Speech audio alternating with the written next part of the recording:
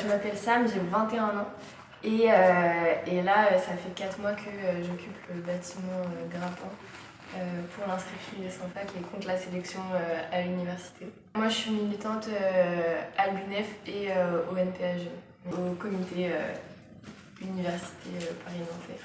On est nombreux en fait à soutenir cette campagne et d'ailleurs on le voit, on a un nombre de soutiens qui est assez impressionnant. Puis qui vient de plein de secteurs et notamment du monde du travail, de la jeunesse, des étudiants d'autres facs. Donc voilà, oui, en effet, on est nombreux. En juillet, il a commencé à y avoir des assemblées générales de 100 facs, etc. et le début de la mobilisation. Et là, l'occupation, elle dure depuis 4 mois.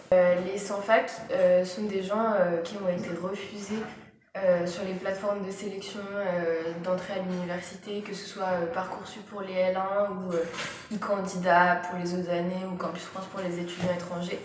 Et donc là actuellement,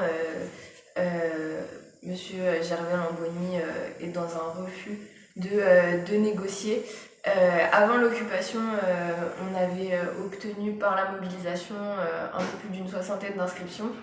Et c'est suite en fait à son refus de continuer à négocier qu'on a occupé le bâtiment Grappin. Moi je pense que c'est essentiel que l'université soit gratuite et accessible à toutes et à tous. En fait, ce qu'on remarque pendant les campagnes des 100 facs, c'est que c'est pas les enfants des présidents d'université en fait qui sont refusés à la fac. C'est la jeunesse des quartiers populaires, les enfants d'ouvriers, les enfants d'immigrés, les étudiants étrangers. Et en fait, nous, ce qu'on défend, c'est qu'il faut mettre fin à cette sélection sociale et que étudier, c'est un droit et ça doit pas être un privilège. Donc oui, bien sûr qu'il faut que les facs soient gratuites.